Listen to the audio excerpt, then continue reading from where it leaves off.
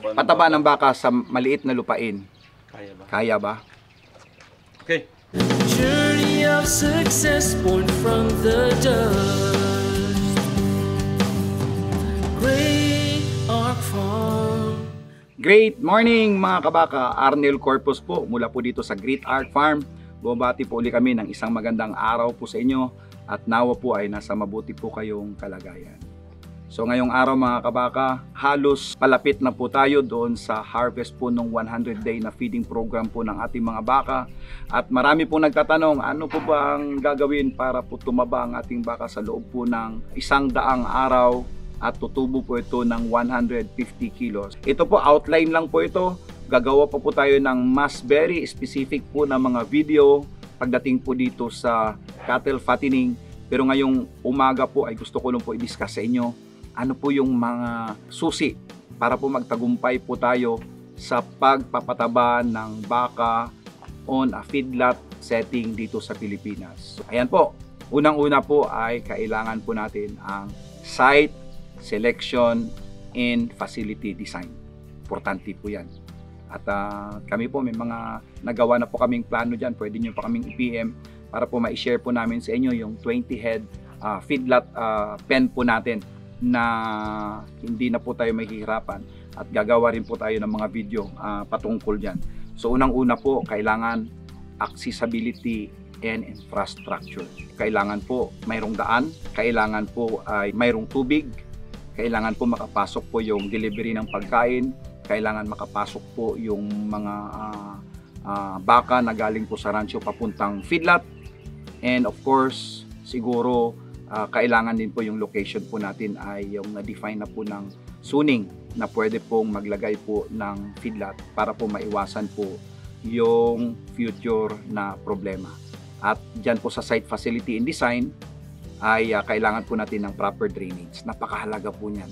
Napakasangsang po ng amoy ng bakahan na hindi po maayos ang drainage dahil po hindi po gumagalaw ang ihi or yung pinaglinisang tubig na halo na po sa tae.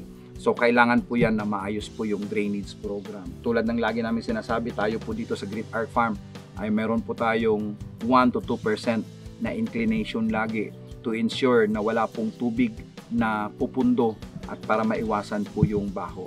And then mahalaga po dyan yung facility layout. Hindi ko na po i-discuss yan in full dahil gagawa po tayo ng video patungkol dyan. So yan po yung una, site selection and facility design. Ang pangalawa po is yung feed management. Again, gagawa po tayo ng sobrang daming video patungkol dyan, pero sa ngayon, gusto lang po namin ibigay sa inyo yung mga pointers. Kailangan po dyan, nutritious po yung diet. Kailangan po natin na mayroon pong balance ng raw feeds at saka ng concentrate. Pangalawa po ay kailangan consistent po yung supply and quality. Importante po yan. And of course, yung feeding technique. I-discuss lang po natin ng mas mahabang video po yan sa darating na panahon. Ang pangatlo po ay yung health management.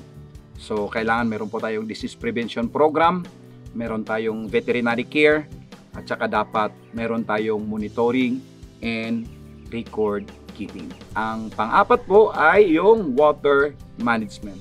Napakahalaga po sa feedlot na mayroon po tayong clean and abundant water. Napakahalaga po yan. Kaya dapat po yung water system po natin ay available po siya 24/7. Kaya mahalaga po na magkaroon po tayo ng water system maintenance. At ang panglima po is yung waste management. Para hindi po tayo mapetisyon ng ating mga kapitbahay, kailangan po maayos po yung ating manure handling, manure management, and of course, dapat po ay environmental compliance. Pag medyo malaki-laki na po yung operations, dapat po meron po tayong ACC mula po sa Environmental Management Bureau. Pang-anim po dyan is labor in training.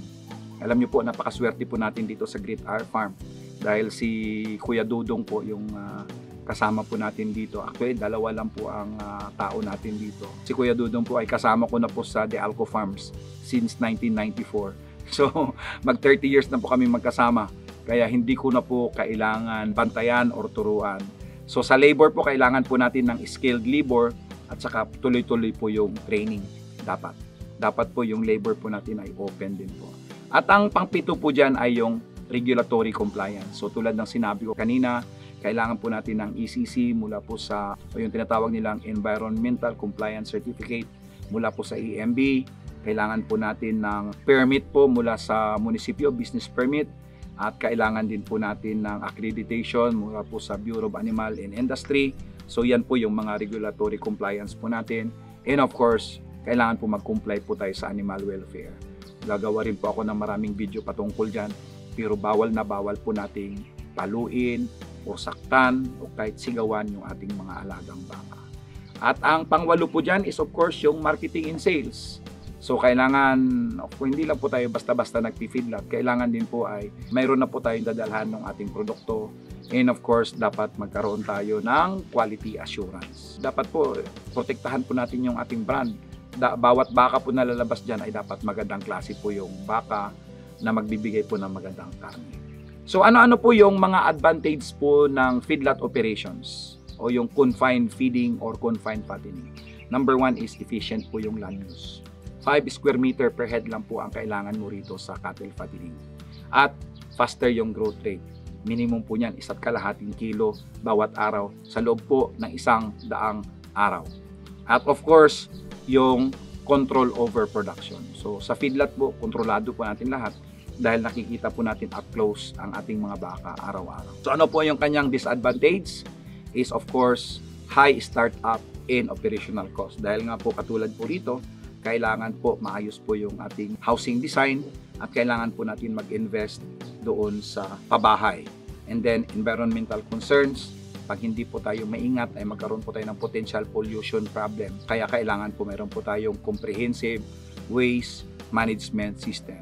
And of course, health risk dahil po sa high density. Yun po yung kanyang mga disadvantage. Panghuli, mga kabaka, kailangan po natin ang maayos na technique para po sa ating mga fattening projects. So mahalaga po yung location, yung management po ng feeding, yung health and waste practices, at saka yung adherence po sa regulatory standard. With proper management, feedlot can significantly contribute to meeting the local and international demand for beef, driving profitability and sustainability in the Philippine beef industry. Sa ngalan po ng ating partner, Pastor Julius Paler, kami po ay bumabati sa inyo ng isang magandang araw at huwag niyo pong kalimutan, paki-like, share, and follow po yung page namin sa YouTube at saka sa Facebook dahil sobrang dami pa po naming video na gagawin para matulungan po namin kayo at binabasa po namin lahat ng inyong mga comments, kaya po babantayan nyo po sa mga susunod po na panahon ay yung mga comments nyo po ay gagawan po natin ng full video na may explanation para po makatulong kami sa inyo. Ito po muli si Kabakang Arnel Corpus. Bumabati po sa inyo ng isang magandang araw at pagpalain po kayo ng Panginoon. Cultivating hope.